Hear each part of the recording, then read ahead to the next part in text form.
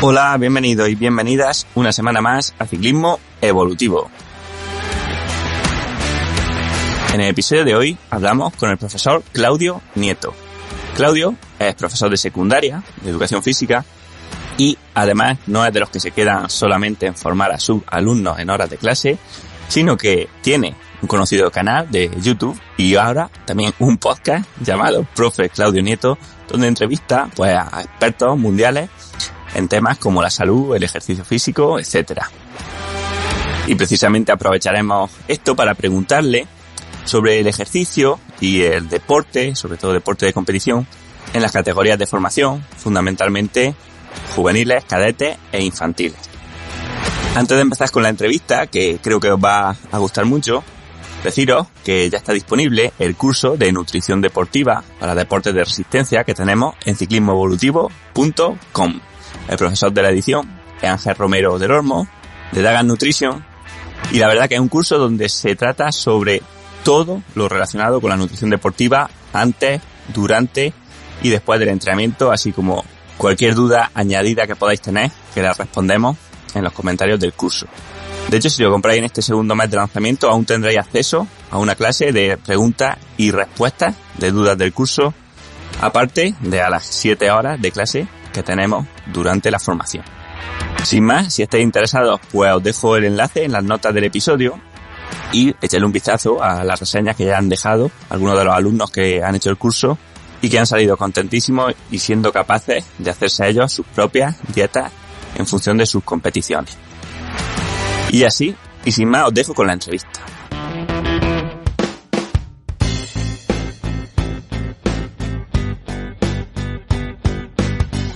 Hola Claudio, bienvenido al podcast.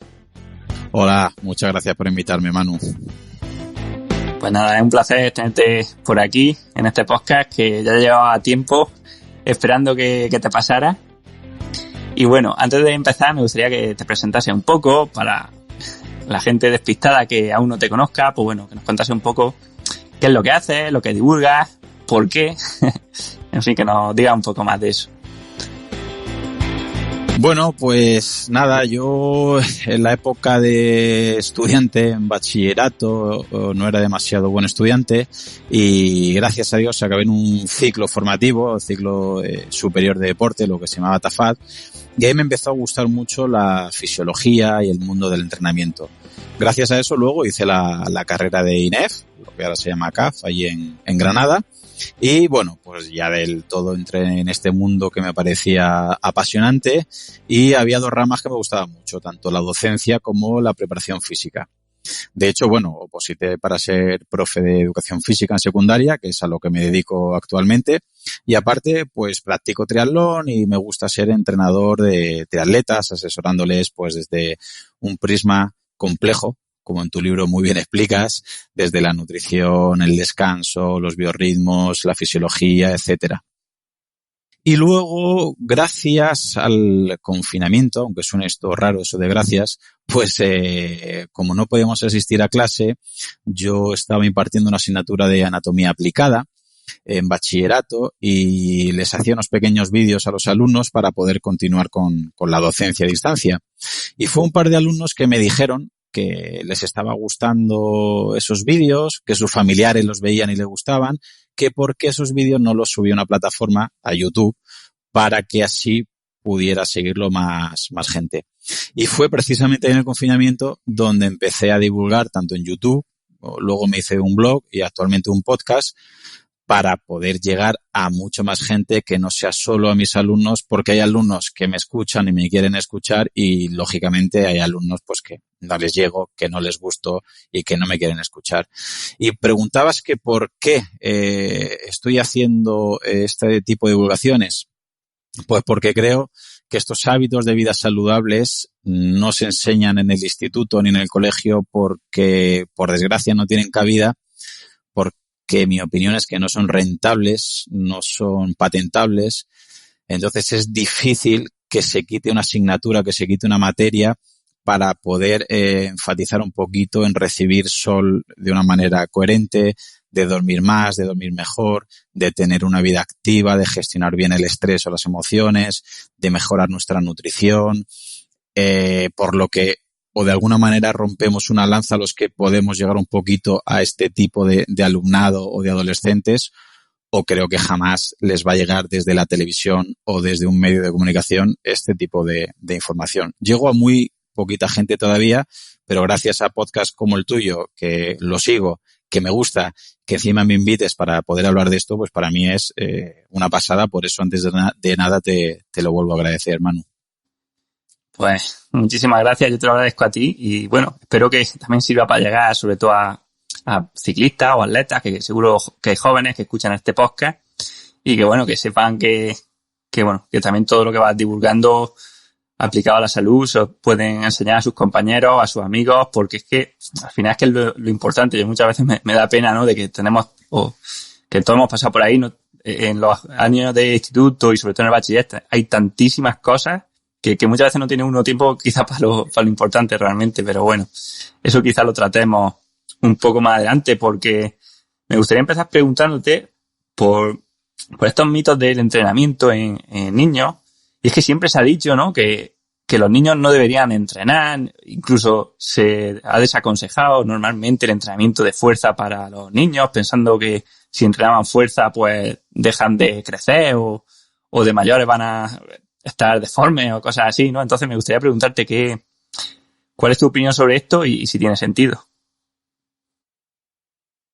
Bueno, pues sí, aquí nos tenemos que ir un poquito hacia atrás en la historia y al principio tenemos que tener en cuenta pues que no había tantos estudios, no había tanta fisiología y pues fue antes del año 1900 que se observaba que los niños en las minas de carbón tenían un tamaño más pequeño que otro tipo de niños de esa edad y se empezó a presuponer que era ese trabajo forzoso.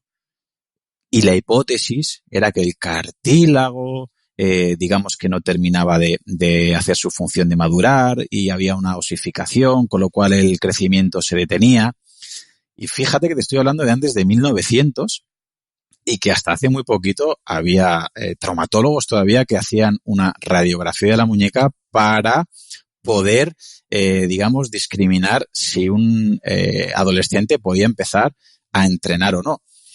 Hoy en día la ciencia no solamente ha descartado esa hipótesis, sino que es todo lo contrario, como luego veremos, que a nivel óseo y a nivel muscular y a nivel de cartílago, no solamente que lo retrasa, que lo empeora, sino que lo mejora. Ojo, porque siempre hay que hablar con un poquito cautela. Es cierto que están en una fase sensible, es que una lesión en esa edad es verdad que es más peligrosa que una lesión en un adulto. Pero una dosis óptima en esa edad tiene más beneficios que una dosis óptima en un adulto. Es decir, que nadie entienda que hay que entrenar a tope a un adolescente o a una persona prepuber, pero tampoco significa que no haya que entrenarla. Hay que entrenar como un adulto, que ya luego veremos unas discrepancias todavía, pero con mucha más cautela. Lo curioso de esto es que luego, pues hará unos 30 años, la Asociación Americana de Pediatría pensaba, una vez ya descartado un poquito esto del cartílago, que era por el tema de la maduración hormonal. Y entonces, claro, no sé si recordarás que en la facultad se estudió hace tiempo los estadios de Tanner, las escalas de maduración, y hablaban que hasta que no se llegara al nivel 5, los niños no tenían la cantidad de andrógenos, testosterona, estrógeno, es decir, un nivel hormonal anabólico suficiente. Entonces, la hipótesis fue, como los niños hasta una edad de 16, 18 años no tienen un ambiente hormonal elevado, ¿para qué van a entrenar? Porque no pueden mejorar su musculatura.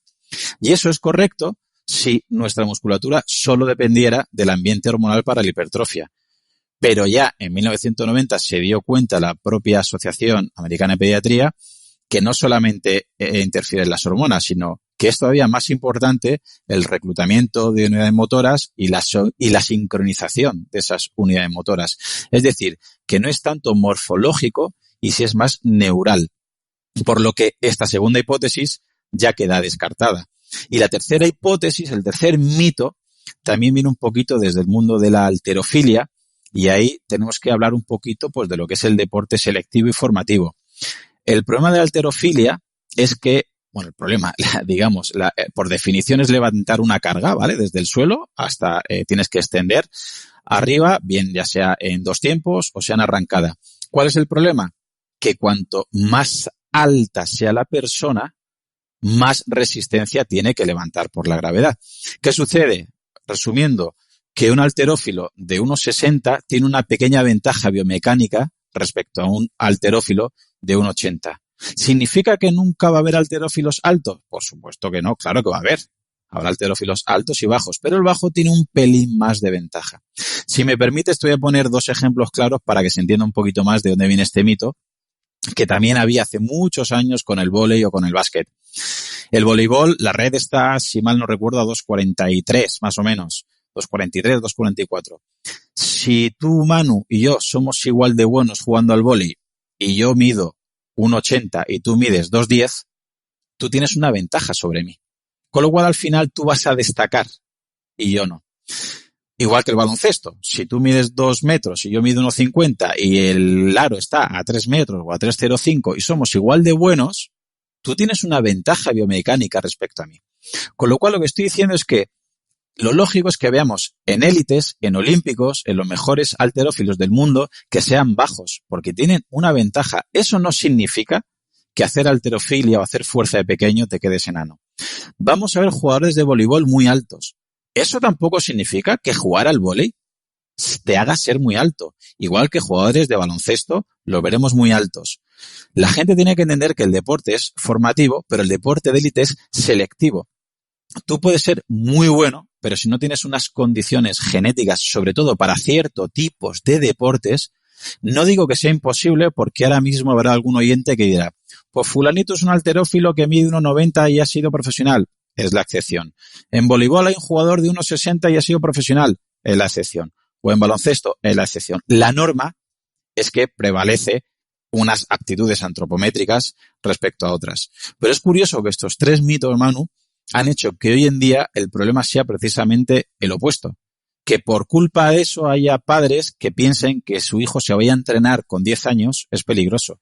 Que vaya con 14 años al gimnasio es impensable. O que haga flexiones, o que haga sentadillas, que luego hablaremos un poquito de la fuerza, porque hacer fuerza no solamente se hace en un gimnasio. Tú sabes mejor que yo que pedaleando se tiene que hacer muchísima fuerza, sobre todo si vas a pedalar bien. ¿Y qué tenemos ahora? Que pensamos que son adultos en pequeño tamaño y no, un niño no es un adulto con otro tamaño más pequeño, es un adulto en formación. Y ahora podemos ver que, por ejemplo, si te he dicho que en 1990 esta asociación prohibía hasta la escala 5 de Tanner que los niños entrenaran fuerza, curiosamente, hace un par de años, en 2020, han publicado una información que recomiendan el entrenamiento a los niños. O sea, han pasado de prohibirlo hasta la escala 5 a recomendarlo de 2 a 3 veces a la semana, eso sí, siempre supervisado. Y aquí podemos sacar una pequeña conclusión de lo importante que es reciclarse, porque la gente que se quedó con esos papers, esos artículos o esos estudios siguen pensando que entrenar es malo, que hacer fuerza te fastidia el cartílago y que te vas a quedar enano.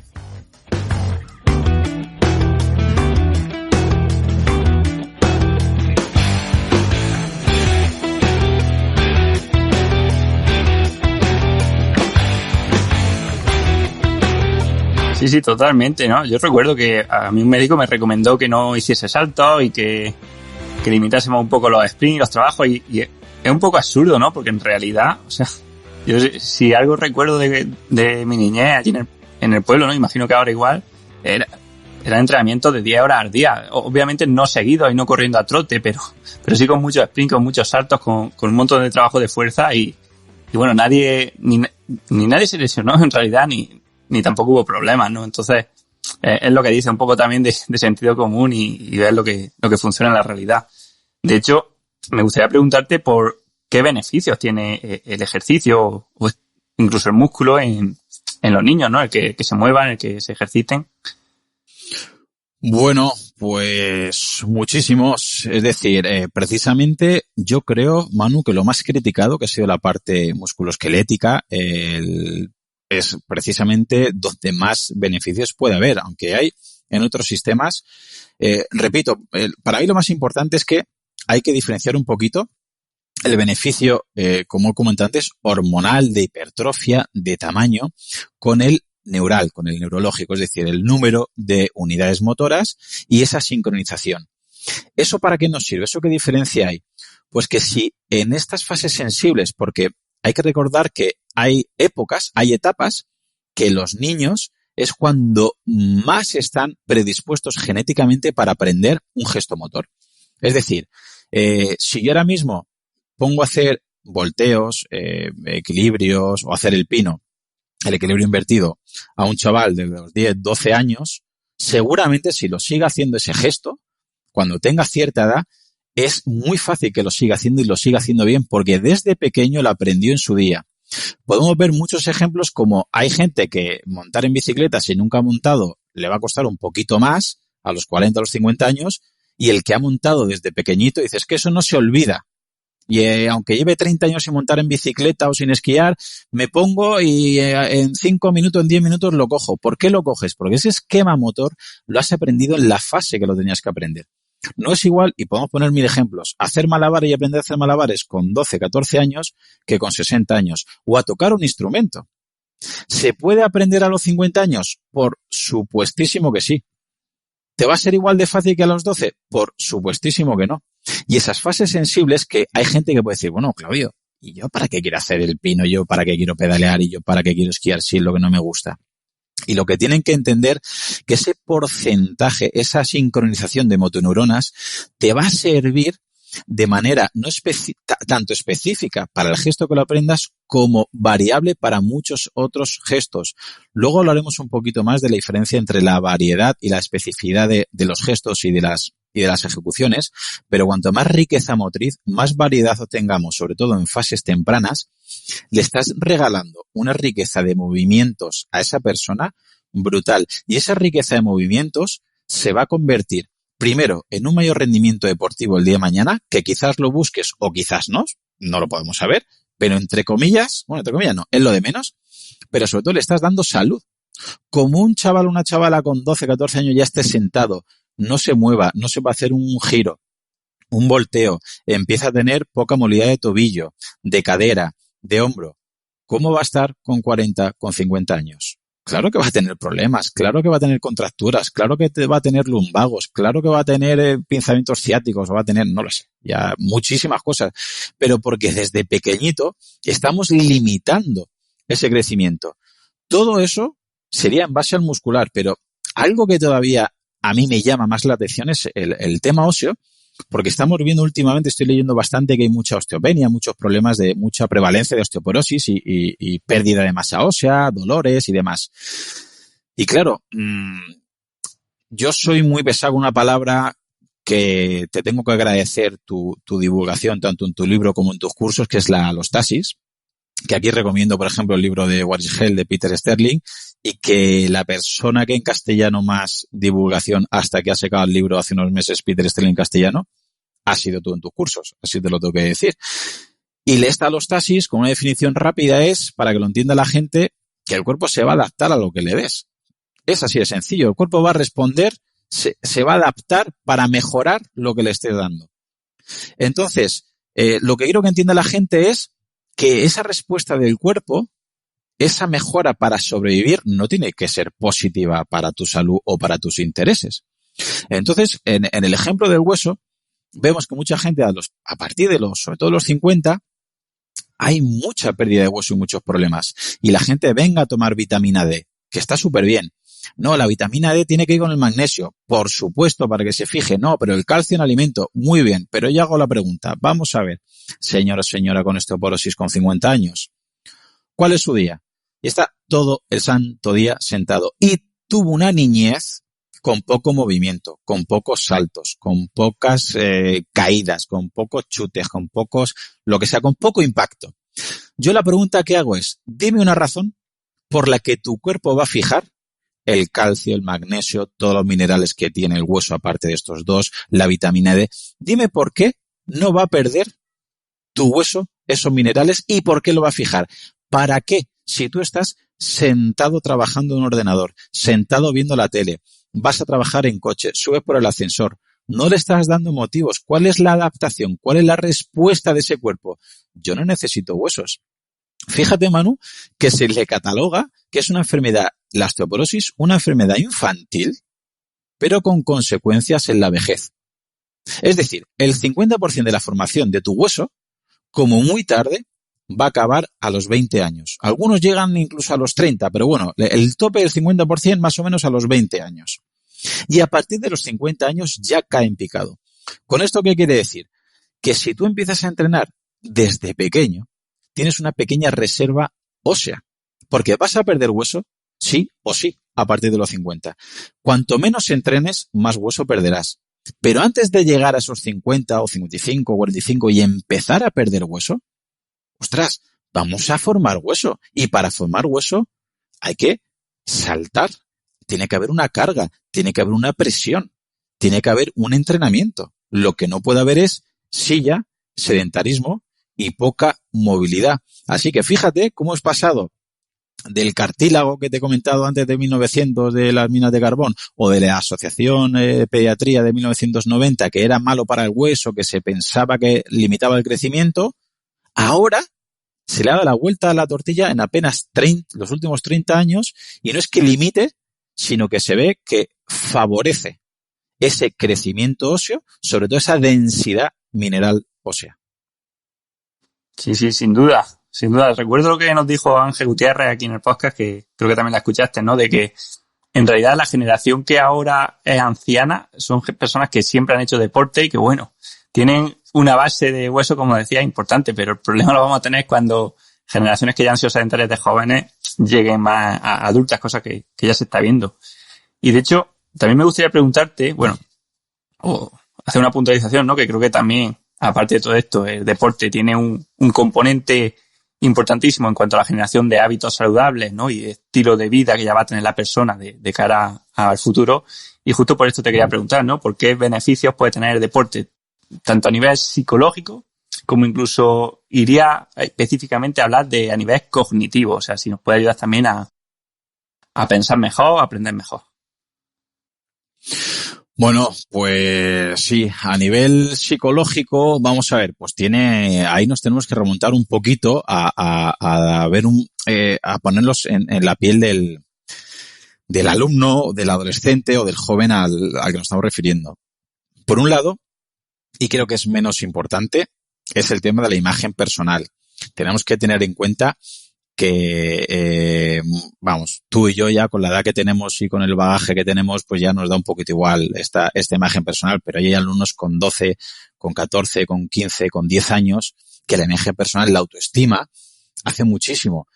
Que, repito, para mí es la menos importante y no le estoy quitando importancia porque la tiene muchísimo. Yo ya tengo alumnos en el instituto que tienen adherencia al entrenamiento porque se notan una mejoría estética. Bueno, pues si la manera de que un alumno, de que un adolescente, de que un niño se adhiera al entrenamiento, se adhiera a unos hábitos de vida saludables por ir por una estética con salud, con sentido común, bienvenida sea. Pero es que luego hay muchas más. Por ejemplo, a nivel psicológico, si nos remontamos al libro de Cerebro y Ejercicio de José Luis Trejo, por ejemplo, habla muy bien de la red de endorfinas y endocannabinoides, que se le llama, ¿no?, la euforia del atleta o del corredor, y tenemos que pensar lo importante que es para el cerebro, que si luego me permites nos paramos un poquito más, respecto a tenemos que pensar que entrenar genera un daño y genera unas roturas musculares y genera una acidez y genera una tensión muscular. Unas roturas, unas micro roturas. Pues bien, el cuerpo, lo queramos o no, es mucho más listo que cualquier industria que haya. La fisiología y la naturaleza nos dan 1000 vueltas, y para que no suframos tanto daño y para poder reparar un poquito, genera un tipo pues de, repito, estas endorfinas y demás, para que te notes un poquito más relajado, para que te notes bien. Los que entrenamos sabemos a los que nos referimos. Te pegas una paliza de entrenamiento, llegas a casa, estás baldado, te duelen las piernas, lo has pasado muy mal en la bici, pero luego estás con un buen rollo, estás Y si encima te ha ido bien con la grupeta de entrenamiento, o has ganado tu partido, o has hecho buena marca personal, o lo que sea, entonces ya es, vamos, modo zen. ¿Por qué? Porque el cuerpo, repito, quiere tamponar, quiere compensar. Y la gente que hace deporte sabe que si está 2-3 días sin entrenar o una semana sin entrenar, lo necesita. Dice, es como si fuera adicto. Sí, bueno, pues quítale el cómo, pero es una adicción buena. Y eso tenemos que entender que relaja el cerebro. Para que lo entienda mucha gente, quizás no son tan conscientes, pero que valoren la gravedad de un problema de 0 a 10 antes de irte a entrenar, luego durante el entrenamiento y luego al acabar el entrenamiento. Yo muchas veces antes de irme a entrenar estoy dándole vueltas a un problema. Durante el entreno, si es duro, si es intenso, si es en grupeta, ese problema no existe. Y llego de entrenar y ese problema ya pues me da un poquito más igual. Al día siguiente, si no entreno, a lo mejor vuelvo a subir. Otro beneficio, para mí también bastante infravalorado, es el tema social. Es decir, entrenar con gente es importantísimo. Hay que recordar que la soledad es un gran problema que tenemos hoy en día, que se ha visto un poquito más reforzado en televisión, medio de comunicación, después del COVID, el confinamiento, mucha gente que ha estado sola por el confinamiento, por la enfermedad y demás, y se han sentido mucho peor.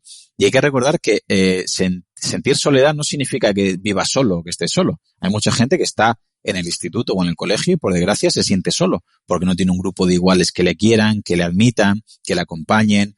Por eso, si el entrenamiento, además, puede ser en compañía, el beneficio psicológico se multiplica por 10.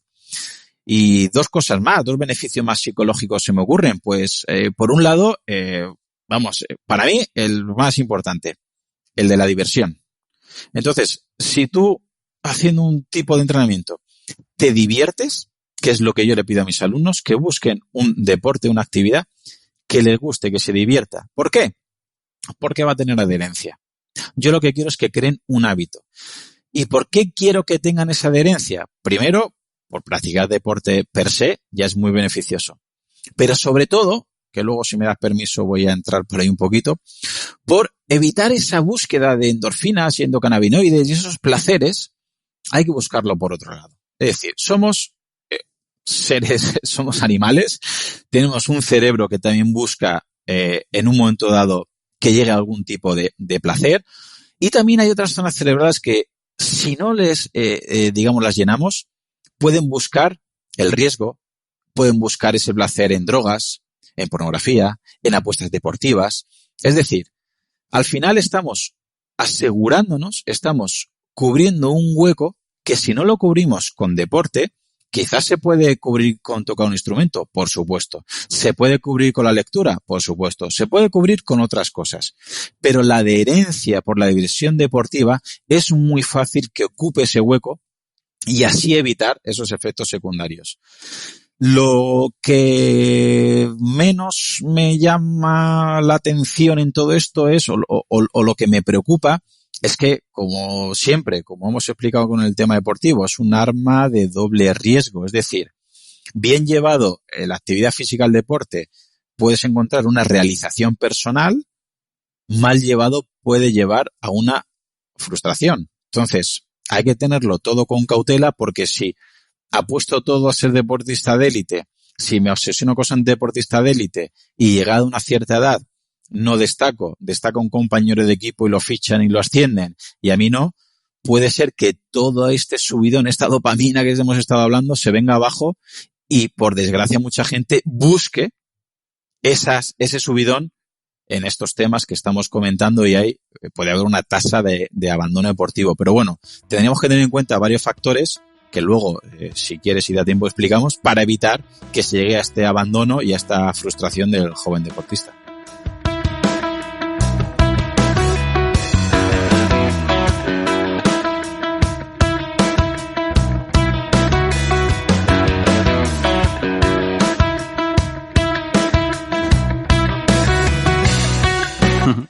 Sí, me gusta una de las cosas que has dicho, ¿no? Y es que el deporte ya no es solo lo que te aporta, sino de lo que te saca, ¿no? Esta vía negativa de que, claro, la persona que está en el deporte, o como, no sé, como estuve yo, o cualquier persona que está centrada, o sea, en realidad, pues claro, te evitas de muchas cosas que son muy peligrosas en esas edades, y que marcan al final tu vida, porque no nos olvidemos que el camino que elegimos al final ni siquiera lo elegimos nosotros, ¿no? Muchas veces nos viene impuesto por quién nos juntamos y estamos aquí prácticamente de milagro, ¿no? Muchas veces no depende tanto de nosotros.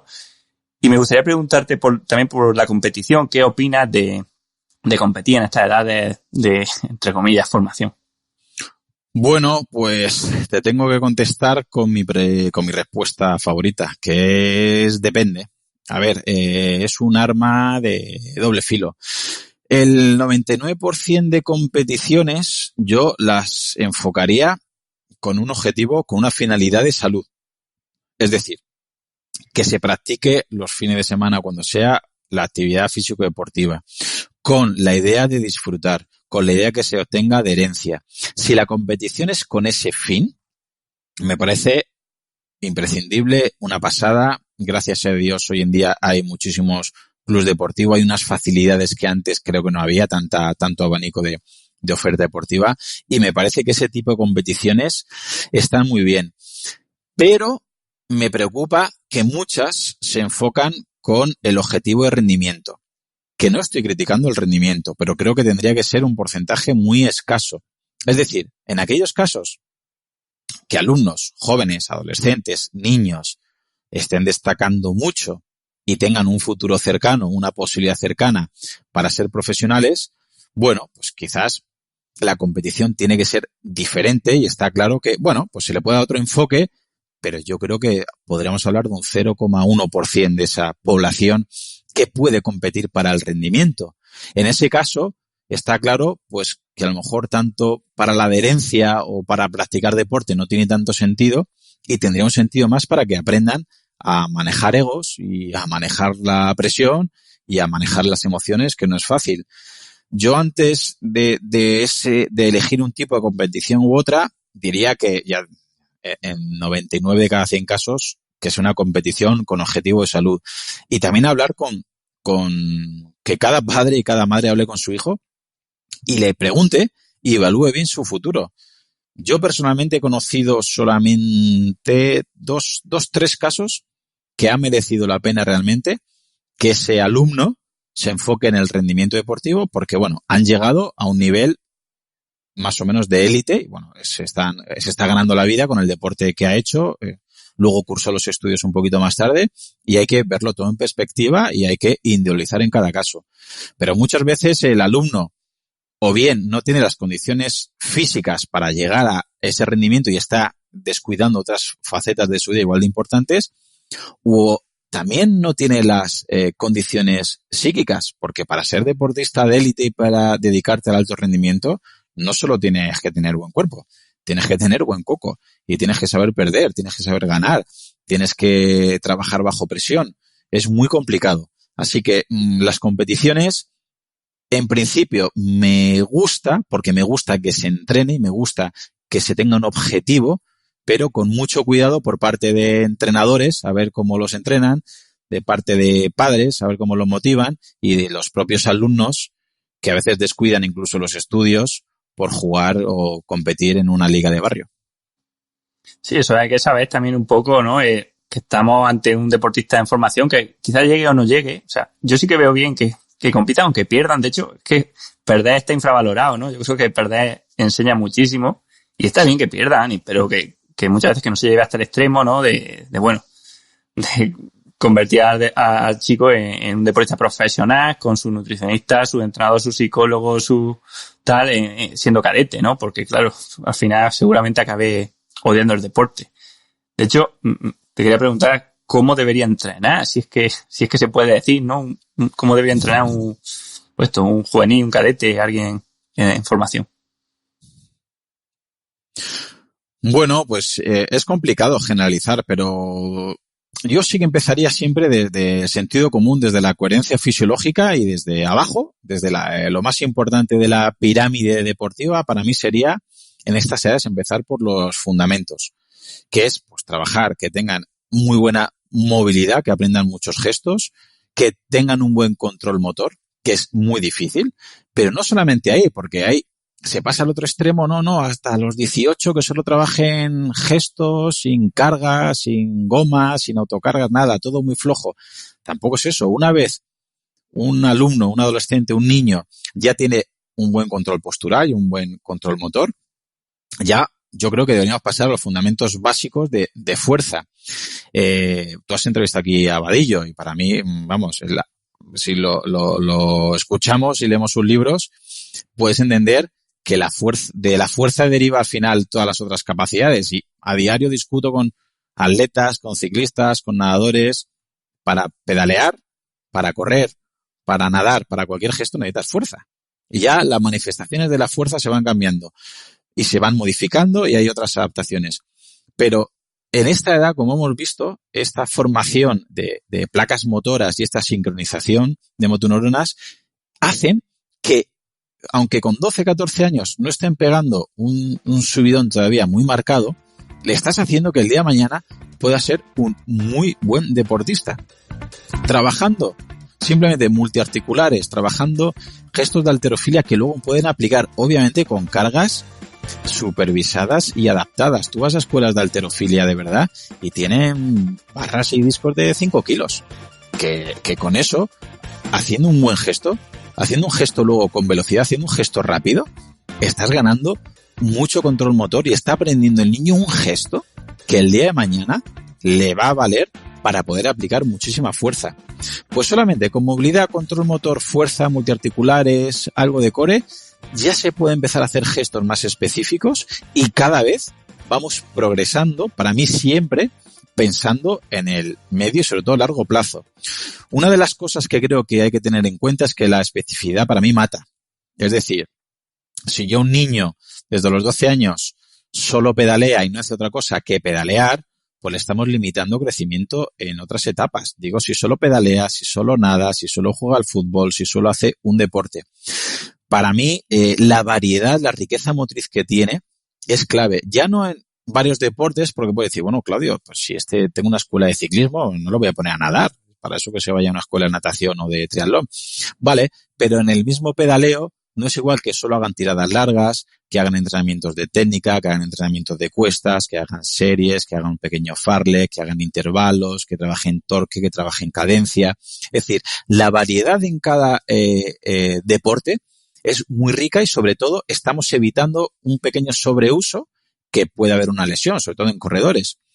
Luego otro punto que habría que tener en cuenta es la velocidad de ejecución, que creo que también está muy infravalorada por parte de muchos entrenadores, que en el momento que alguien hace un gesto más o menos aceptable, ya enseguida le están poniendo más carga. Y una manera de avanzar es mejorar tu velocidad de ejecución. Es decir, si yo hago un gesto bien, en vez de meter más carga en ese gesto, simplemente le puedo pedir a esa persona que haga el gesto más rápido y cada vez un poco más rápido. Con eso estás mejorando ya mucho la fuerza, que tenemos que recordar que fuerza es masa por aceleración. No solamente incrementemos la masa, sino trabajamos también la aceleración, que en estas edades iniciales tiene más sentido porque, repito, tiene mucho más beneficio a nivel neural. Es verdad que habrá un momento que si el gesto ya lo hace a una velocidad tan eficaz, tan alta, pues que tengamos que aumentar la masa. Luego, otro componente clave es la intensidad. La intensidad es un gran denostado. Siempre se ha dicho que un alumno, que un niño, que un adolescente no tiene que trabajar la intensidad porque es muy malo. Pero yo vuelvo a preguntarte por tu infancia. ¿Tú qué hacías, Manu, con 10 años? ¿Hacías carrera continua 2 horas o jugabas a pillar, jugabas al escondite? ¿Qué hacías?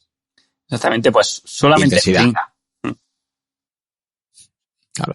Por eso, cuando dicen que el cuerpo o se decía, y yo lo he llegado a estudiar, por la lactato deshidrogenasa, no están tan involucrados, no pueden, y decía, qué raro, porque tú vas a un patio y todos los críos, todos los alumnos están corriendo, y están corriendo a intensidad, o están peleando, o están escondiéndose, o están con el pilla-pilla, o juegan al fútbol. Si un partido de fútbol en un colegio es intensidad, sprint, sprint, sprint, paro.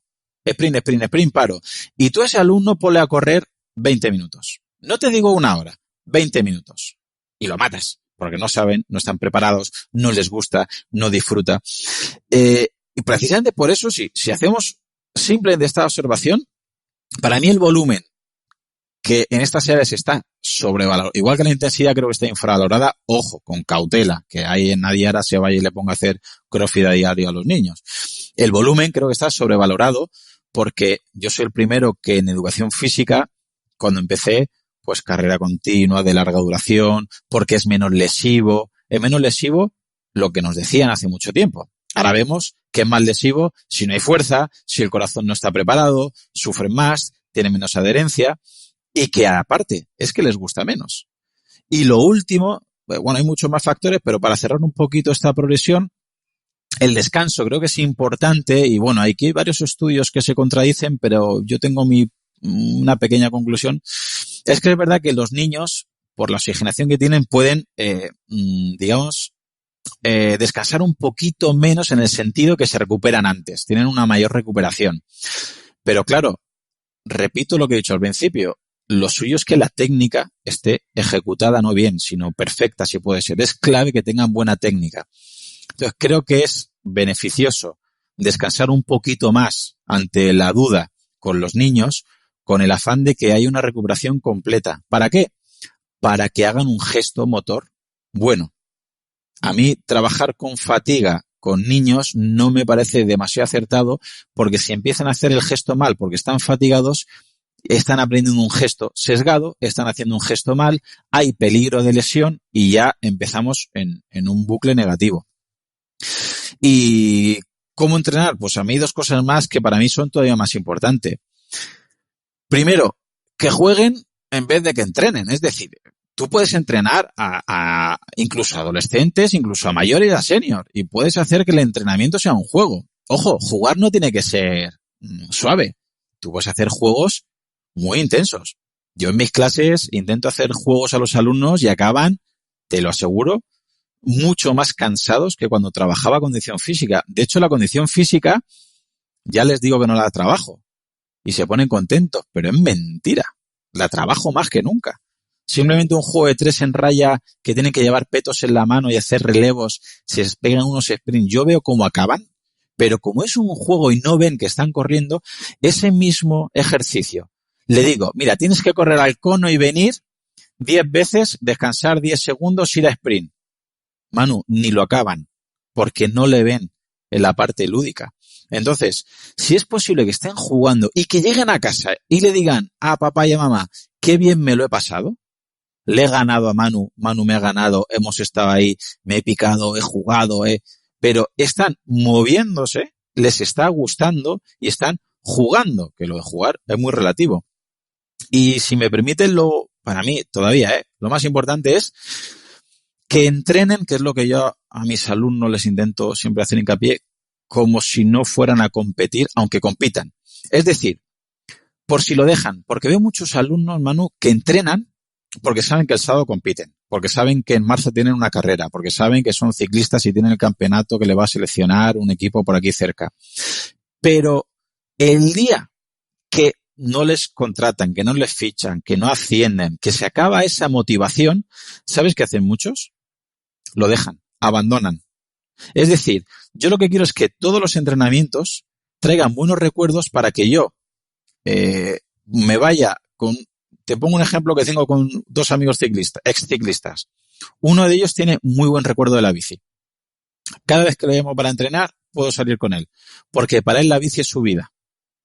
No llegó a ser ciclista profesional, estuvo a punto, tú sabes mejor que nadie lo difícil que es eso, pero para él su vida es la bici. Le encanta salir en bici, con gente de más nivel, con gente de menos nivel, da igual. Él recuerda su entrenamiento de bici enamorado. Y hay otro de ellos que no ha vuelto a coger la bici desde hace 20 años.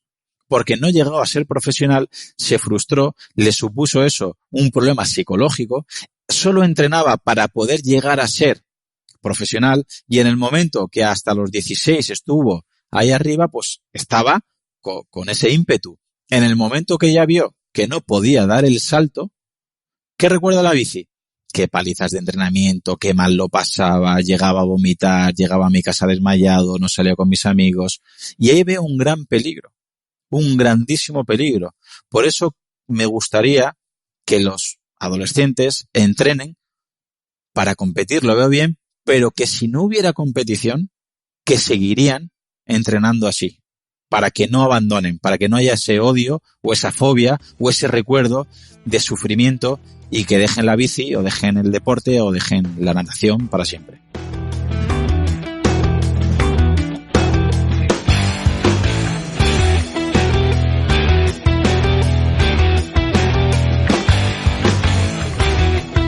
Qué bueno, qué bueno. Yo creo que incluso aunque se llegase al alto rendimiento, o sea, dicen que no hay peor desgracia que tener éxito en lo que no te gusta, ¿no? Y veo mucha gente también que ha tenido éxito en el deporte quizá, pero que no le gusta y que están esperando ahí el tiempo a jubilarse o a buscar la excusa de dejarlo.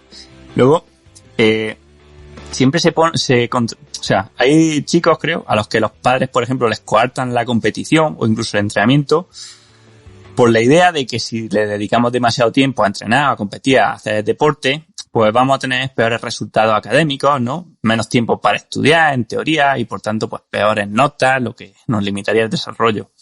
¿Qué te parece a ti este pensamiento y si tiene algún sentido? Pues me has tocado la fibra sensible.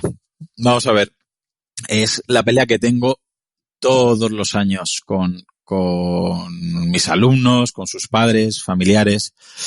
Vale, hay que diferenciar dos cosas. Si hablamos de un alumno, perdona que siempre diga la palabra alumno, pero por defecto profesional me sale. Si cualquier niño el examen es al día siguiente y no empieza a estudiar, pues está claro que ese día no tiene que salir de casa, no tiene que ir a entrenar y no tiene casi que ni ir a clase porque le quedan 8 horas para el examen. Pero habría que reflexionar y decir que esa no es la solución. La solución no es el día antes pegarse el atracón de estudio ni esa semana. Es que no le da tiempo a estudiar. Pues eso está mal planificado. Porque lo primero que se le quitan horas es al entrenamiento y al sueño. Y si analizas un poquito lo que es el cerebro, de lo que más le estimula y lo que más le va a mejorar es el movimiento y el sueño, precisamente. Y de manera paradójica, los propios familiares le están dando pie a que coarte esas dos acciones. Yo aquí, por ejemplo, recomiendo muchísimo el libro de Marcos Vázquez de Saludablemente, y si alguien no me cree, pues ahí puede ver mucha más información. Que bueno, en resumen, que habla que el cerebro es materia, y es curioso que lo que es bueno para el cuerpo, lo que es bueno para tu músculo, lo que es bueno para tu hueso, lo que es bueno para tu microbiota, es bueno para tu cerebro. Con lo cual, a nivel de nutrición y entrenamiento, estimula. Por ejemplo, el hipocampo. El hipocampo es una parte del cerebro que es muy plástico, ¿vale? Es decir, es moldeable. Es donde se ubica, Manu, la memoria y el aprendizaje. Repito, memoria y aprendizaje. Bueno, este hipocampo es de las últimas que se maduran, ¿vale? Es decir, la que más tarda en una de las áreas cerebrales que más tarda en madurar. Por eso el ritmo de aprendizaje es muy individual. Tenemos niños que parecen que van sobrados en un curso, que son más listos, con 6, 7, 8 añitos. Es que mi hijo es muy listo, y luego tu hijo se estanca. Y al revés. Es que mi hijo, el pobre, le cuesta. Bueno, pues a lo mejor ese hipocampo no está tan desarrollado, pero si lo estimulas, la palabra es, si lo estimulas, ese hipocampo va a crecer. Y fíjate que es de las primeras en degenerar, es decir, es de las primeras áreas cerebrales que van empeorando. No hay nada más que entender que uno de los primeros síntomas del envejecimiento es la mala memoria, que luego está relacionada con Alzheimer, están muy olvidadizos y demás. ¿Y sabes qué es lo que más mejora el hipocampo? Muchos dirán, los sudokus, la lectura, tocar instrumento, y eso lo mejora una barbaridad. Una barbaridad. Pero lo siento, lo que más mejora el hipocampo es el movimiento. Y ahora habrá mucha gente que tendrán ganas de insultarme, de cortar el podcast, de ir a eso lo dices tú, que eres un profe de educación física, qué chorrada es esa. ¿Cómo va a mejorar el hipocampo moverse? Vamos a ver, lo primero es que es el que más estimula que crezca un factor de crecimiento cerebral que se llama BDNF. Es un fertilizante. Es decir, tú por moverte, per se, no eres más listo. Pero sí estás echando un poquito de fertilizante para que luego, cuando leas, cuando estudies, cuando toques un instrumento, ese aprendizaje se marque y se fije de manera mucho más eficaz. Con lo cual, si no hacemos ese entrenamiento, esa vida activa, ese movimiento, generas menos BDNF. Con lo cual, no por estar muchas más horas sentado, vas a fijar tanto aprendizaje y tanta memoria, porque repito, que el hipocampo es muy plástico y lo que más mejora, entre otras cosas, pero lo que estimula mucho es el movimiento. Fíjate qué curioso que con ratones han probado de todo. Claro, con humanos es mucho más difícil comprobar esto. ¿Tú te crees que si no hubiera un alimento, Manu, que mejorara el hipocampo, no estaría vendiéndose constantemente en revistas, en radios, en medios de comunicación? ¿Tú crees que si no hubiera un medicamento, un suplemento, que hubiera demostrado en estudios, no con humanos, sino con ratones, que mejora el aprendizaje, no tendríamos esa pastilla en todos los colegios e institutos? Pues ¿sabes qué hicieron los científicos que han estado probando todo para que el hipocampo mejore? Hasta que los ratoncitos no se pusieron a correr, no mejoraron la neurogénesis, es decir, formación de nuevas neuronas. Que aquí viene un pequeño mito, por si hay alguien que me está criticando ahora mucho, de Ramón y Cajal, que claro, con los instrumentos que tenía, comentaba que una vez se formaban las neuronas y esa red neuronal solo se podía ir perdiendo, que es el padre de la neurociencia. Pero estamos hablando que ya ha llovido mucho, ha pasado mucho tiempo y hemos visto que, gracias a Dios, eso no es así. Y que los ratones, los que corrían, eran los que más neurogénesis podían fomentar, y este BDNF, es decir, este fertilizante. Fíjate, a modo de anécdota, Manu, no sé si conocen los oyentes la paradoja de Moravec, que hablaba que, bueno, la tecnología está avanzando a pasos agigantados y que hemos creado robots y maquinaria con una memoria brutal, o sea, una capacidad memorística de almacenar datos, vamos, infinita. Puedes hacer robots con una fuerza brutal. El Deep Blue, ¿no? El famoso máquina que le gana a campeones del mundo de ajedrez. Es decir, la tecnología hemos inventado cosas muy superiores al ser humano. Pero no se puede inventar un robot que se ate los cordones. No se puede inventar un robot que se lave los dientes con seda dental. No se puede inventar un robot que monte un mueble del IKEA. Algo que es capaz de hacerlo hasta una persona tan inútil como yo, que soy muy inútil en el bricolaje, un robot de muchos miles de euros de formación y de trabajo detrás, a veces no consiguen imitar el movimiento de un bebé de 1 año. ¿Tú serías capaz en un segundo, si ves a un robot que está haciendo un gesto de atarse los cordones, de hacer un giro, de sentarse y levantarse, tú serías capaz en menos de 2 segundos de descubrir si es una persona o no es una persona? Es decir, el resumen que quiero hacer es que el cerebro, el movimiento requiere una actividad neuronal muy, muy, muy fuerte. ¿Podemos crear un robot que pedale muy fuerte en una silla, en una bici spinning? Por supuesto.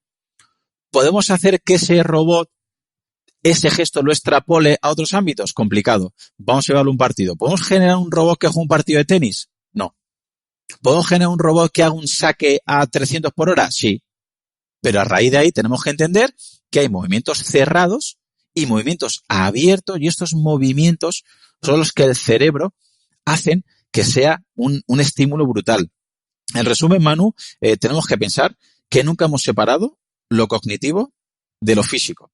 Es decir, tú piensas, hace 200, 500, 1000, 10.000, 30.000, 60.000 años, tú no ibas por un lado solamente utilizando el cerebro o trabajando el físico. Es decir, si estabas arando la tierra, estabas pensando lo que estabas haciendo, el trabajo que venía, lo que hacías con un gesto físico. Si estabas cazando, si estabas huyendo, iba un trabajo físico, un trabajo mental, e iba en consonancia. Hoy en día sí que lo podemos hacer. Es decir, yo podía ahora mismo andando por la calle pensando en las musarañas o no pensando en nada. ¿Por qué? Porque, gracias a Dios, no tenemos esa necesidad. O ahora mismo, tú y yo estamos grabando, yo ahora mismo estoy pensando, aunque sea poco, pero estoy pensando, estoy intentando razonar para justificar esto, pero estoy sentado. Ahora mismo estoy discriminando, y esto antes no lo hacíamos. O sea, nunca hemos separado lo cognitivo y lo físico. Es ahora cuando lo estamos separando. Y el cuerpo no espera eso. El cuerpo espera movimiento. Y si quiere la audiencia, podemos pasar varios estudios que se ve que aprender mientras nos movemos o justo después de una actividad física fija el aprendizaje, esa huella la fija mucho más que estar muchas horas sentado. Así que si lo escucha algún padre o madre, que por favor, que el movimiento, que el entrenamiento y que el sueño sea lo último que le quiten para fijar el aprendizaje en exámenes. Exactamente, 100%, vamos. Yo tengo súper comprobado que la idea, o sea, donde de verdad se unen, es cuando va o andando o con la bici. No, ni a tope, por supuesto, pero sí es verdad que cuando te estás moviendo, y yo creo que nos pasa a todos, ¿no? Cuando te estás moviendo es cuando te viene la idea buena y cuando seguramente más aprendamos, ¿no? O sea que eso está claro.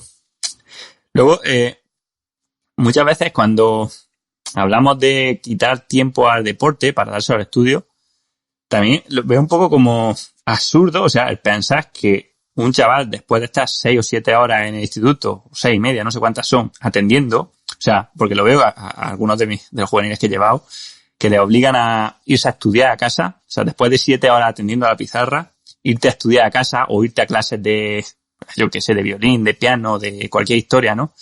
Y claro, lo veo imposible, ¿no? De que al final tengan una concentración real en los estudios, ¿no? Que se podría dar la paradoja de que cuanto más te obligan a estudiar, muchas veces menos te enteras o menos te cunde por hora de estudio, ¿no? Entonces, me gustaría preguntarte un poco por esto, ¿no?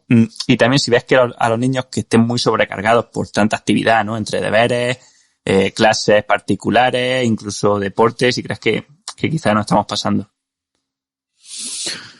Bueno, pues esta pregunta me parece buenísima, Manu, porque es un tema complicado que, si me das permiso, voy a retroceder un poquito, a coger carrerilla para explicar esto tranquilamente, porque si doy una respuesta corta, es posible que haya padres o madres que no lo lleguen a entender, con lo cual yo creo que si algo no lo ponemos en tesitura es complicado.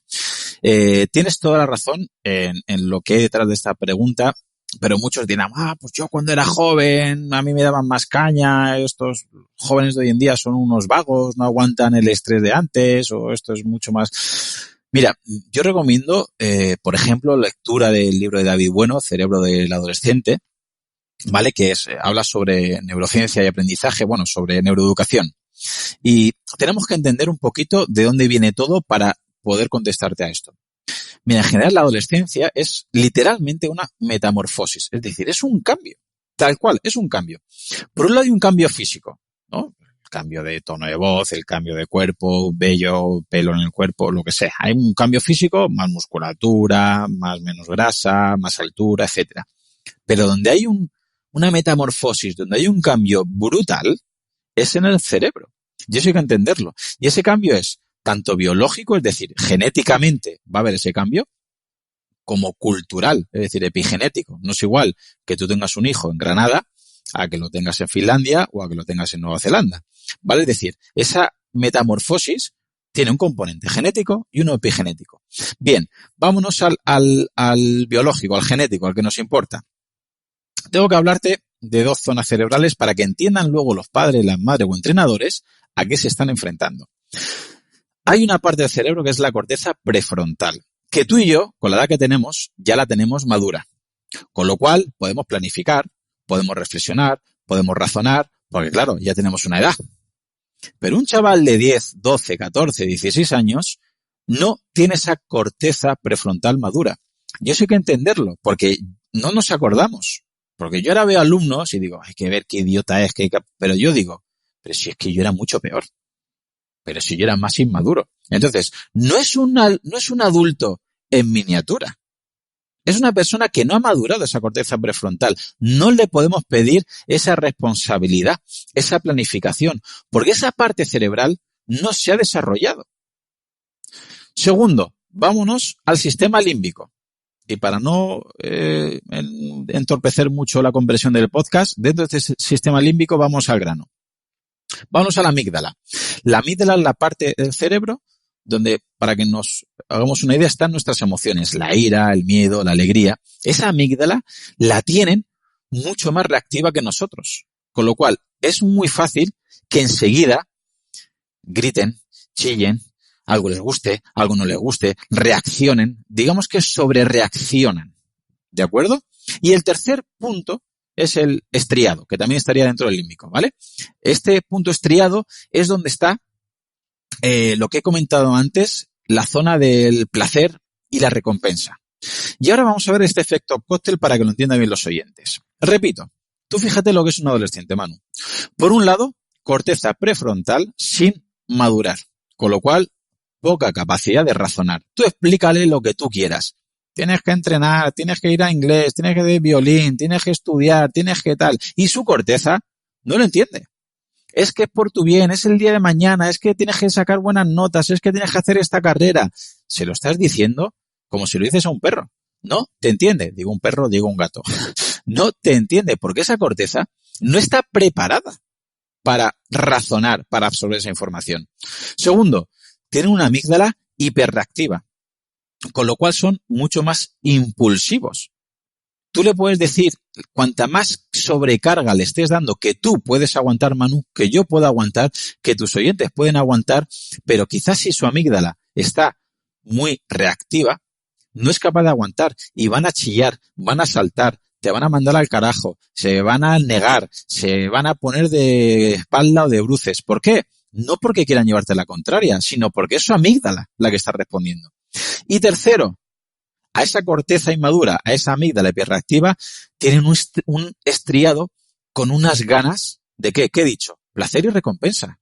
Y tú diciéndole, toca el violín, vete a inglés, vete a entrenar, saca mejores notas. Y el estriado diciendo, bueno, ¿y el placer aquí dónde está? ¿Y dónde está mi recompensa? Con lo cual tenemos que entender que es una combinación muy peligrosa y que el estrés, quizás un poquito más que tú le quieras dar, pueda rebosar ese vaso, y hay que entender que el estrés que puede sufrir un niño es, aunque no lo creamos, menos que el que sufre un adulto. Lo que pasa es que muchos de nosotros no nos acordamos. Pues yo en mi época la letra con sangre entra, pues yo trabajaba, ayudaba a mi padre. Bueno, habrá cosas que no te acuerdes, pero si hablamos con tus padres seguramente recordarán que también tenían pelea contigo, eras un rebelde, luego te ibas a hacer tus cosas, etcétera. En resumen, podemos decir que los niños están peor preparados para el estrés por su cerebro, por la formación de su cerebro. Es decir, vuelvo a repetir, mi hijo, yo tengo un hijo de 10 y una hija de 6. Mi hijo de 10 no es un mini Claudio, no es un Claudio más pequeño, no es un adulto en miniatura, es un cerebro que está evolucionando, que está modificando y ya empieza a tener conductas, pues, hiperreactivas, y es lógico. Si me permite dar otra referencia bibliográfica, un libro que me ha encantado de Robert Sapolsky, que creo que más me ha gustado, que es el de Compórtate, donde habla que el estrés, época de exámenes, entrenamientos, estatus social, temas de amoríos, temas de complejos, todo eso, que encima nosotros ya no lo tenemos, pero ellos lo siguen teniendo, está sumando mucho estrés. Una amígdala con ese estrés, un estriado sin placer y una corteza prefrontal inmadura, no podemos sobrecargar más. ¿Y qué hacemos desde el instituto? Por ejemplo, desde inspección educativa, que a diario tengo esas peleas. Más horas de clase, más horas sentados, menos recreos, menos clase de educación física. Y los padres, te quito el deporte si suspendes, si no lo haces bien. Y los padres los llevan en coche, te compro un patinete eléctrico. Y al final, la ecuación no sale, Manu, la ecuación se rompe. Y tenemos alumnos muy estresados.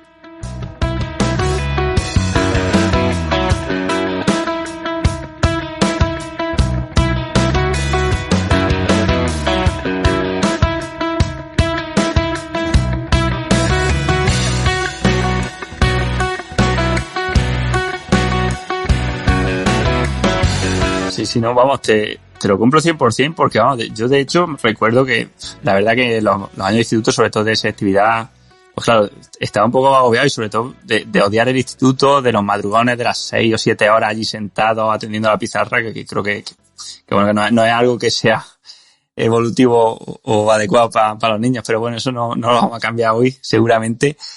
Y de hecho, bueno, también aprovecho lo que decías, ¿no? Pues para preguntarte si crees que no quiero decir que sea por culpa de los padres, ¿no? Pero ¿por qué puede ser que falte ejercicio en los jóvenes? Y luego también por el papel de los padres. O sea, si crees que, bueno, que en algunos casos a lo mejor la intención de querer hacer lo mejor para el chico o para la chica acaba siendo perjudicial sin ellos darse cuenta. O sea, si crees que hay algún error común que compartan entre los padres y que a lo mejor no se den cuenta. Bueno, vamos a ver.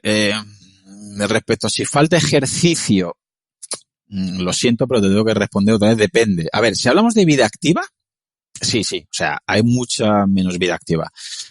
Pues culpables, móviles, redes sociales, patinetes eléctricos, ascensores, escaleras mecánicas. Es decir, tenemos que recordar que estamos cableados para no moverte. Eso es así. Es decir, tú vete hace 1000, 10.000, 50.000 años y tú dile a un antepasado, oye, mira, es que tienes que entrenar. Oye, mira, te tienes que exponer al frío. Oye, mira, haz un pequeño ayuno. Oye, come menos. Te va a decir, ¿pero qué me estás contando? O sea, estamos cableados para comer, para no moverte, para descansar y para huir de estresores. ¿Qué pasa? Que hoy en día podemos hacer eso. Es decir, podemos no movernos si queremos y con lo cual es muy placentero. Podemos comer mucho y es muy placentero. Con lo cual habría que cambiar un poquito el contexto porque no hay nada más que ver.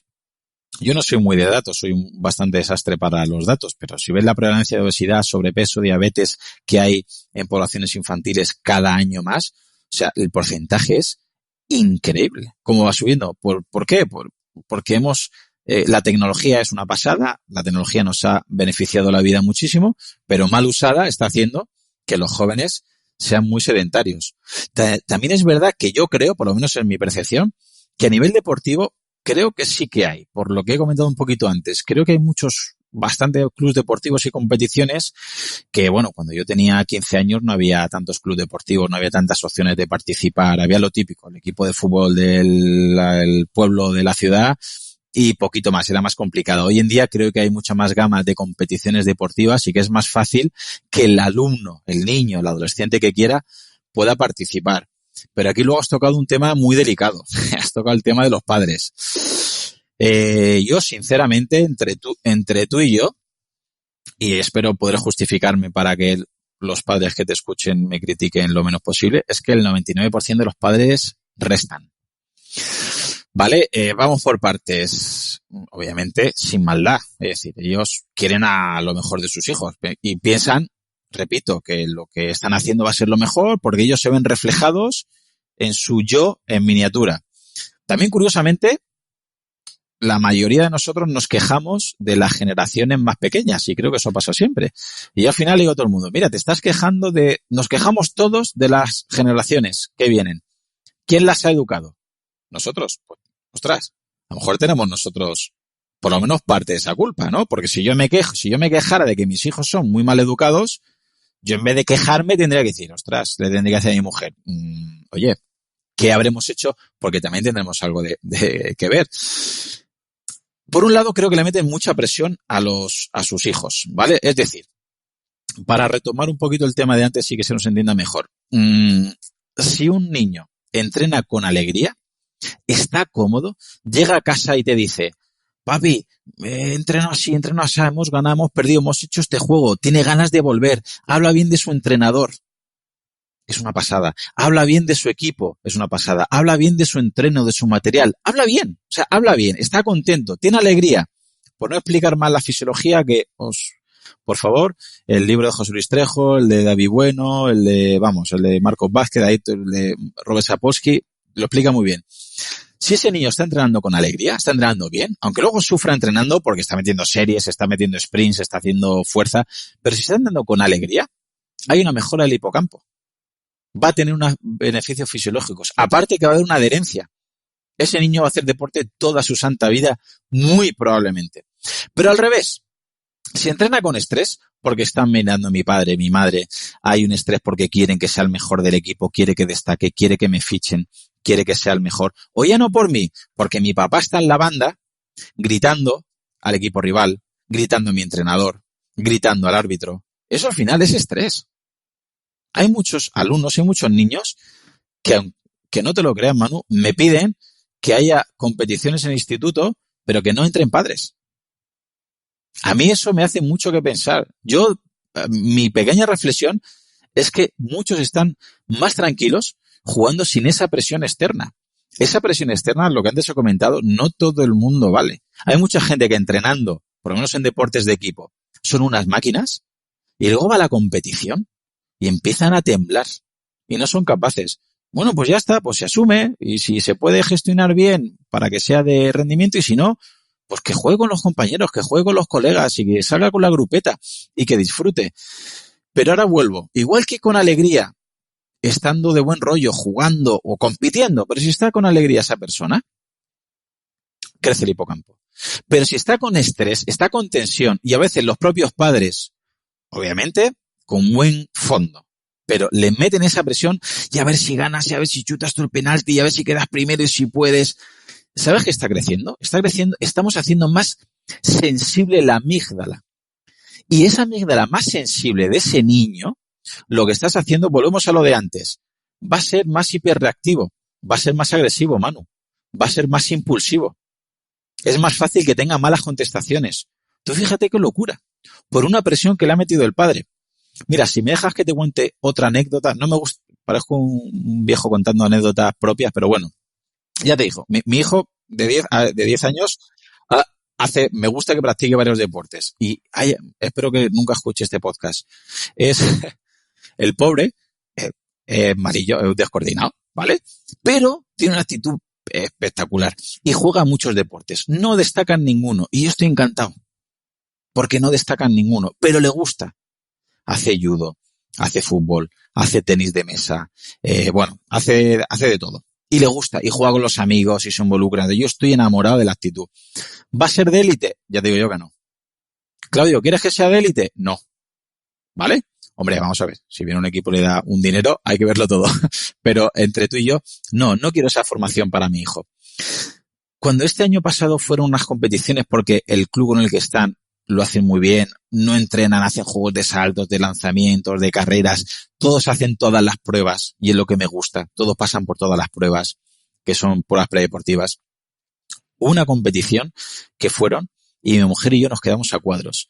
Chavales, acaba de cumplir 10, ¿vale? El año pasado con 9 años, padres en un cross de 1.600 metros, diciéndole a sus hijos que se pusieran por dentro de la curva, que metieran el codo, cómo utilizar los brazos para colocarse bien por dentro de la curva, que llegaron a dar codazos. Y a mí se me cae el mundo. Y esto te lo puedo prometer que claro, estaban, imagínate, todos los hijos, todos no, muchos, con los padres escuchando una charla técnica y claro, mi hijo se acercó por imitar. ¿Qué hago, papi? Digo, corre, disfruta. Y le dije, mira, si hay tanta gente, sale el último. Sale el último y disfruta. Y que llegue cuando llegue.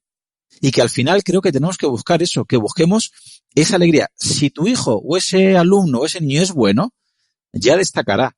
Pero como tenga ese estrés, como espere un resultado de sus padres, podemos empezar a crear una futura frustración enorme. Eso en los deportes colectivos lo podemos ver también. Que hay padres que la presión que meten sin saberlo es que hagan que su hijo quiera que gane a toda costa. ¿Y cómo saben que quieren que gane a toda costa? Luego, cuando ven que su equipo simula un penalti, por ejemplo, lo aplauden y lo celebran. ¿Qué le estás educando? ¿Qué le estás enseñando? Tú sé buena persona, hijo, pero si el de mi equipo simula un penalti y engaña, está bien porque es mi equipo, porque he ganado. ¿Cuál es la meta? Ganar. Estás haciendo un círculo vicioso muy complicado que aunque no nos lo creamos, eso los niños lo van absorbiendo, son esponjas. Es de la misma manera que la actitud, Manu. Tú no puedes decir a tu hijo que se comporte bien, que no diga palabrotas, que no insulte, cuando tú luego te escuchas hablar por teléfono con un amigo y estás insultando a un compañero o hablas mal de tu jefe insultándolo o estás en el coche y te adelanta alguien y te pones a decir de todo. Claro, el niño dice, bueno, vamos a ver. Entonces, cuando sea necesario, ese recurso lo tengo disponible. Así que sé que muchos padres se cabrearán, que no lo hacen con maldad, pero quizás ponerle más responsabilidades, ponerle más estrés a su hijo, con el buen criterio, que se esfuerce y que haga bien las cosas. Muchas veces el niño, por esa corteza prefrontal que no ha madurado, no lo está absorbiendo como tal. Lo que está es temblando pensando, me está viendo mi padre, me está viendo mi madre, esperan que gane, esperan que meta el penalti, esperan que llegue el primero. Y si no lo hacen y luego no hay una buena recompensa encima, anímica o emocional, pueden llegar a casa y pueden llegar pesimistas. Pueden llegar cerca a una pequeña depresión porque piensan, tú fíjate, que se han fallado ellos mismos porque no han quedado primero, no han ganado, no han hecho podium y que le han fallado a su padre. Y eso puede ser muy, muy peligroso a nivel emocional, como he intentado explicar en la pregunta anterior. Sí, sí, joder. Es buenísimo lo que has dicho. Además que vamos, yo lo veo que sin duda, ¿no? Cuando vea a un padre que delante de su hijo, pues lo que tú dices, insulta a un conductor, insulta a no sé quién, a algún político en Twitter, lo que sea, o sea, está dando, te va a copiar, o sea, claro que te va a copiar. Y luego no puedes decir que las juventudes son así o son asados, o sea, son como eras tú, ¿no? Pero bueno. Otra pregunta, también quizá bastante relacionada con esto, es sobre el uso de las pantallas, ¿no? Si, o sea, sabemos que ahora, pues, quizá lo que tú decías que antes, o lo que antes era jugar en los recreos, todo el rato corriendo, ¿no? O en la calle, quizá ahora se ha revertido y es más estar con las pantallas, más mirando el móvil. O sea, no lo sé hasta qué punto, porque siempre se habla de que los niños ahora están muy enganchados a las pantallas. Yo no lo sé, la verdad. Pero por eso te quería preguntar hasta qué punto esto puede estar afectando y bueno, cómo ves este problema de cara al futuro, sobre todo de que los chavales sigan haciendo actividad física y comiendo bien, o si les puede afectar demasiado. Pues sí, yo creo que el sedentarismo, la mala nutrición, la falta de sueño y el uso de pantallas es el póker que tienen, son las cuatro patas de la silla que están lastrando a la sociedad, sobre todo la sociedad con estas edades que están en periodo de formación, y tenemos que entender que usar las pantallas, primero, me da igual que sea tablet, que sea móvil, que sea PlayStation. Por un lado, el tiempo que están con la pantalla es un tiempo que no se están moviendo. Eso para empezar. Y ya empezamos mal, porque hemos hablado de los beneficios muscular, óseo, muchos otros beneficios psicológicos que tiene. Si no me estoy moviendo, ya empiezo a tener esa especie de sedentarismo que hemos hablado. Aparte, como es lógico, no suele ser una postura ideal. Con lo cual, si están sentados en clase 8 horas, estoy sentado desayunando, comiendo, cenando, encima estoy sentado, jugando, viendo una pantalla, el día de mañana estoy comprando todas las papeletas para que tenga muchísimos problemas como lo que hemos visto de la alostasis ósea, etcétera. Pero aparte algo, volviendo al tema de la psicología del cerebro, que es que no se aburren, es decir, no toleran el aburrimiento. Tú supongo que también. Yo cuando me aburría con 12 años, me tenía que buscar la vida. Me tenía que buscar la vida para hacer algo que me iba a buscar un amigo, me subí a un árbol, con un palo y una hormiga pasaba media tarde haciendo cosas, nos inventamos porterías. Es decir, al final estás estimulando la creatividad. De hecho, hay muchos estudios, por ejemplo, el libro de Pablo Castañeda tiene ejemplos muy buenos, que el aburrimiento es imprescindible para que una persona sea creativa. Porque una vez te estás aburriendo, tienes que empezar a pensar qué hacer, a encender la maquinaria y a conectar ideas. Claro, con una pantalla es imposible que se aburra nadie. Hoy en día con las redes sociales, y están creadas precisamente para que constantemente esos impulsos pues se reciban por la retina y constantemente estemos con las pantallas. Y eso les está haciendo un daño que no se imaginan. Directamente podríamos resumir en eso, pero es que indirectamente repercute muchísimo en el sueño.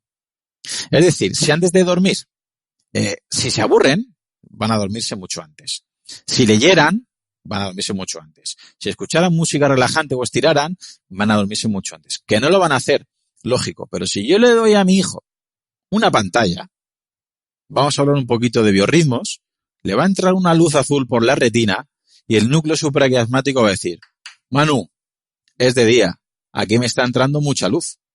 Con lo cual, se inventó la bombilla hace 150 años. O sea, llevamos con luz artificial muy poquito, llevamos cientos de miles de años de Homo sapiens solamente con la luz solar o la luz de la noche. Con lo cual, si tu retina, si tu núcleo supraquiasmático, por esa pantalla de luz azul, entiende a las 10, 11 de la noche que es de día, tu hijo no se va a dormir. Encima, que los biorritmos de los niños son más búhos que alondras todavía, con lo cual van a entrar por la melatonina, serotonina, etcétera, van a coger el sueño un poquito más tarde que nosotros. Si encima se estimula con esa luz azul, la noche se le va a hacer mucho más corta. Si además, en vez de estar viendo la pantalla, están jugando a la Play, digo a cualquier consola, que están viendo un partido de fútbol, que se están estimulando porque su equipo ha ganado o ha perdido, encima están nerviosos, encima le genera cortisol, encima le genera adrenalina, ¿cómo quieres que tu hijo a las 11 se duerma? Si lleva 2 horas con el móvil pegado a los ojos o jugando al Call of Duty pegando tiros. Fisiológicamente es imposible que se relaje, su cuerpo piensa que está luchando. ¿Qué sucede? Que si luego al día siguiente no hubiera colegio, ni instituto, ni vida social, bueno, pues podría estar bien. El problema que veo es que los horarios están hechos para adultos, que otra lanza a romper a favor del alumnado sería que se empezara el colegio y el instituto un poquito más tarde. En mi instituto, gracias a Dios, han puesto este año pasado que los de primer ciclo de la ESO entren 1 hora más tarde para que puedan dormir un poquito más, porque ellos no son como nosotros. Repito, no son vagos. Habrá vagos y habrá que no sean vagos, igual que los adultos. Ellos cogen el sueño un poco más tarde, con lo cual se deberían despertar un poco más tarde. Pero si tu hijo o mi hijo a las 12 tienen los ojos como platos y hasta las 2 no se duermen, cuando tú levantes a las 7 para que vaya al instituto, lo estás matando en vida. ¿Cómo está de día? Está hecho polvo, porque no ha dormido, no genera cortisol. Si no genera cortisol, no genera su sistema nervioso simpático, no tiene adrenalina, no le sube la tensión arterial, no tiene foco cognitivo. Tú estás dando clase y se te está durmiendo en las narices. Y tú puedes decir, es que Manu es un maleducado, a segunda hora no atiende, se está quedando dormido. Y Manu, con 14 años, se durmió a las 2:30. Y el cerebro de Manu está diciendo, mira tío, o sea, he dormido 4 horas, o sea, duérmete porque aquí no hay un peligro, no hay nadie que me quiera cazar, no hay nadie que me quiera matar y me voy a apagar. Y el problema no es si Manu tiene un trastorno de déficit de atención. Pues claro que tiene un déficit de atención, pero tiene un déficit de atención porque no ha dormido. Es que sin dormir todos tenemos un déficit de atención. En el volante, si hemos dormido poco, tenemos el mismo más peligro que si hemos bebido alcohol. Tenemos un déficit de atención conduciendo, pero no porque tengamos un problema psicológico, porque estás cansado, porque no has dormido. Con lo cual, lo que más me preocupa de las pantallas, aparte de lo que te he comentado directamente, es lo que indirectamente le involucra. Que de día están hechos una pera, no atienden, están hechos polvo, y por la noche es cuando se activan. De hecho, muchos alumnos me dicen, profe, es que son las 10 de la noche y termino de cenar, ¡wow! Y es cuando podría entrenar, cuando me puedo poner a estudiar, cuando estoy con más energía. Claro, ¿y qué te pasa a las 12 horas, a las 10 de la mañana? Bajón, sueño, bostezo, bajada de tensión. Y con eso no podemos pretender que se cure con fuerza de voluntad. Manu, fuerza de voluntad, atiende, te pongo un negativo, atiende, te pongo un 0, atiende, hablo con tus padres. Y tus padres, o atiendes o te castigo, o te quito del deporte, o si no te medico, porque te falta atención. Claro que te falta atención, pero te falta atención porque duermes poco. Claro que duermes poco porque usas pantallas y porque no te mueves. Al final, volvemos a lo mismo. Vida activa, entrenamiento, nutrición, higiene de sueño y gestión emocional.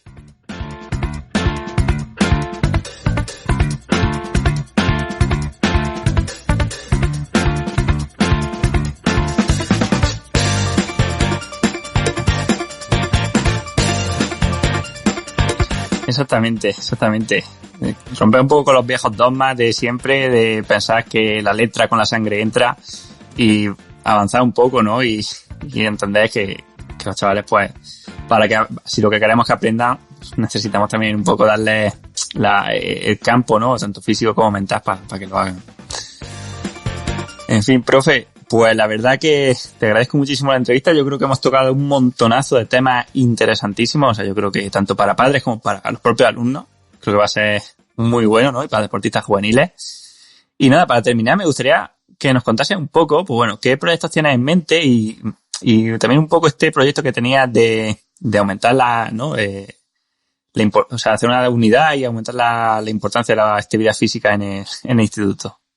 Sí, bueno, pues como de todo esto es algo que me preocupa mucho en el ámbito escolar, educativo, que es donde, digamos, es mi campo de trabajo, claro, a mí me gusta transmitir todo esto a los alumnos, pero yo soy profesor de educación física.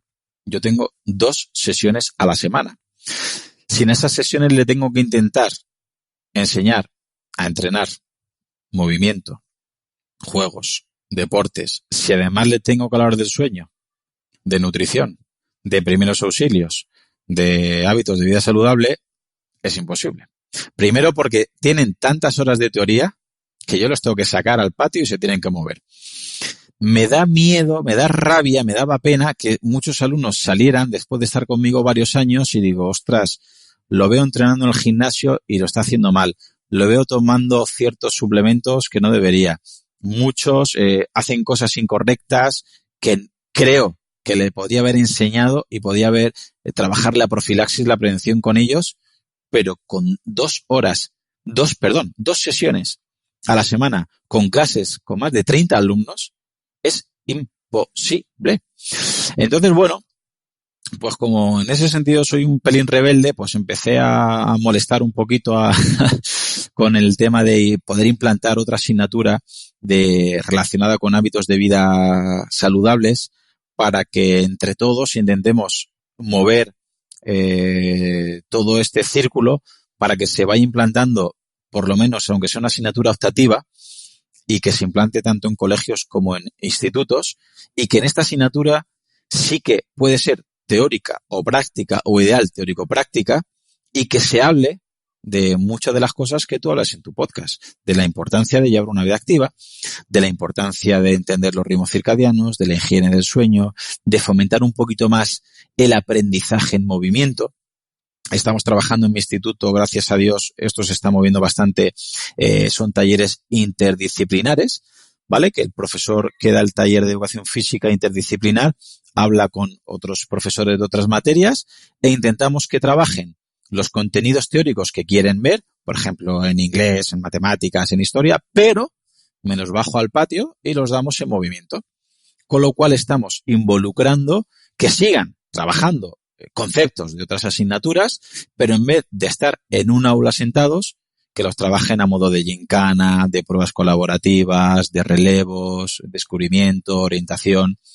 Y todo eso es lo que estoy intentando poco a poco que sea más conocido, que sea más divulgado y que entre todos, ya seamos docentes de educación física o no seamos docentes de educación física, podemos llevar a cabo precisamente para prevenir todos los problemas que hemos estado hablando. Y lo que hoy en día podemos ver es que no me quiero poner muy pesimista, pero tú ves lo que más nos mata hoy en día, Manu, y con muchísima diferencia son enfermedades que podemos prevenir con hábitos de vida. Lo que más nos mata es enfermedad cardíaca y enfermedad cerebrovascular, que esas dos suman 13 millones de personas. Es que, permite que me extienda un poco porque yo solo me cabreo hablando yo solo, porque al COVID se le ha dado un bombo increíble y estoy completamente de acuerdo y muy bien. Vale, perfecto. Pero vemos lo que mata el COVID y lo que mata la enfermedad cardiovascular y cerebrovascular y no hay color. Vemos cómo mata el cáncer, que ya tú has entrevistado a Íñigo San Millán y ya se le da un carácter metabólico y no tanto genético. Es brutal. Vemos lo que mata el EPOC o enfermedades de vías respiratorias y es brutal. Vemos lo que mata la diabetes y es brutal. Y todo eso se puede prevenir. Tratar es difícil. Y tratar en enfermedad avanzada es muy complicado. Pero prevenir, permíteme ser tan poco humilde, que es relativamente, vamos a poner relativo, relativamente fácil. ¿Hay condiciones genéticas? Seguro. Antes que me critique más gente, seguro. Si tú tienes una predisposición genética muy fuerte para una patología, probablemente la vas a desarrollar. Pero no es igual que te coja la patología sedentario, con osteoporosis, con obesidad y sin moverte, que entrenando con un mínimo de masa muscular, con una función muscular buena, con poca grasa y con un cerebro activo. Entonces, lo que quiero que entienda familiares de los alumnos y la sociedad que está en nuestras manos y que no es patentable y que es que hay que hacerlo, que se le da importancia a todas las asignaturas y cada profesor piensa que su asignatura es la más importante y es normal, pero yo, pues sí, pues como soy de educación física, te digo que la más importante es la educación física, pero es que yo te lo justifico. Cuando hubo confinamiento, te voy a decir ninguno, no, venga, muy pocos alumnos, familiares, padres, madres pedían más logaritmos, pedían analizar más versos. ¿Qué solía hacer mucha gente? Empezó la gente a entrenar. ¿Por qué la gente empezó a entrenar como locos en el confinamiento? ¿Por qué quería la gente salir? ¿Por qué quería la gente recibir luz solar? ¿Por qué quería la gente socializar? Muy poca gente echaba de menos hacer logaritmos. Que sí, que habría gente que quería hacer más matemáticas, más ciencias, más sociales, que no las critico, vivas, son necesarias. Pero es que lo esencial son los hábitos de vida saludables y es el movimiento por encima de todo. Y para finalizar esta justificación, a mis alumnos, cuando soy tutor, también les intento justificar que es la más importante. Claro, muchos, ¿cómo va a ser la más importante? Pues mi padre dice que esto es una María, que esto es lo último, que si me tengo que dejar alguna serie de educación física. Yo les digo, ¿quién quiere hacer ciencias? Yo. ¿Quién quiere ser matemático? Yo soy astronauta. Pues yo quiero ser escritor. Pues yo quiero ser entrenador. Pues yo quiero ser historiador. Pues yo quiero ser frutero. Pues yo quiero ser farmacéutico. Pues yo quiero ser mecánico. Muy bien. A cada uno le va a venir bien una asignatura, ¿vale? Pues a ti tecnología, a ti matemáticas, a ti física, a ti biología. Fenomenal. Solo tenéis en común una cosa. La salud. Si tú no tienes salud, ¿tú qué vas a ser? ¿Buen escritor? ¿Tú con mala salud? ¿Tú con un problema digestivo? ¿Tú con un problema de neurotransmisores? Tú no vas a ser un buen escritor. Y tú no vas a ser un buen frutero. Y tú vas a tener bajas laborales. Y tú vas a tener a la depresión. Y tú no vas a poder... Tú por muy buen abogado que vayas a ser, si tú tienes problemas físicos, problemas de inflamación crónica, problemas de insomnio, problemas, todo lo que influye en la salud, tú no vas a poder ser la versión top del abogado que podría ser si tuvieras salud. Entonces, la salud por sí mismo, quiero que entiendan que buscar solamente la salud no es lógico, hay que buscarse un futuro, pero cualquier futuro sin salud es imposible, es un peor futuro y es algo que está abocado al fracaso. Por eso es el nexo de unión para todas las carreras, para todas las funciones, para todas las profesiones y que no es negociable, que es un hábito de vida y que tendría que estar todos los días de su día presente. En el instituto, porque yo les doy mucho el coñazo y soy muy pesado, pero mi idea es, no voy a estar siempre con vosotros. Cuando termines el instituto y vayas a la facultad y luego cuando trabajes y luego cuando te cases y luego cuando te jubiles y luego cuando seas mayor, lo que no hayas hecho tú, luego no esperes que tu cuerpo te lo regale. Brutal, brutal. No recuerdo si además lo decías tú el otro día o si fue Marcos Vázquez o alguien que decía, la persona sana puede querer muchas cosas, pero la persona enferma solamente quiere una cosa, ¿no? O sea, me da igual si eres Elon Musk, un frutero, un vagabundo, da igual, ¿no? O sea, si estás enfermo es cuando valoras de verdad lo importante que es la salud. Tal cual, efectivamente así es. Siempre se dice, ¿no?, que no valoras algo hasta que lo pierdes y al final puedes poner ejemplos, que prefieres estar como estás, que no tienes las notas que querías, el nivel social, económico que querías, pero con salud, o al revés, prefieres tener ese éxito, entre muchas comillas, éxito, pero con una enfermedad, una patología grave. Ya verás como cuando la persona reflexione, dirá, al final, con salud puedo llegar al éxito o no llegar, pero por lo menos tengo esa posibilidad. Sin salud, aunque lo tuviera, no hay un buen futuro. No lo tendría, exactamente. Bueno, profe, pues muchísimas gracias por pasarte para el podcast. Y nada, bueno, antes de terminar, decís que tú también tienes un podcast, aparte del canal de YouTube, que quizás por donde antes te conoce la gente, ahora el podcast que tiene unos invitados nivel top, alucinante. De hecho, a mí me encanta escucharlo. Y bueno, que el podcast se llama también Profe Claudio Nieto, ¿no? Así es, sí. Yo soy poco original, tanto mi canal de YouTube como el podcast, como mis redes sociales, Profe Claudio Nieto, y ahí, bueno, voy entrevistando a la gente que creo que es interesante, que pueda aportar información sobre estos hábitos de vida saludables. Y ya que estamos aquí, te tiro los trastos para que devolverte la invitación y que te pases por el mío, que hay muchos temas muy interesantes de hablar, entre otras cosas de tu librazo, que ya veremos.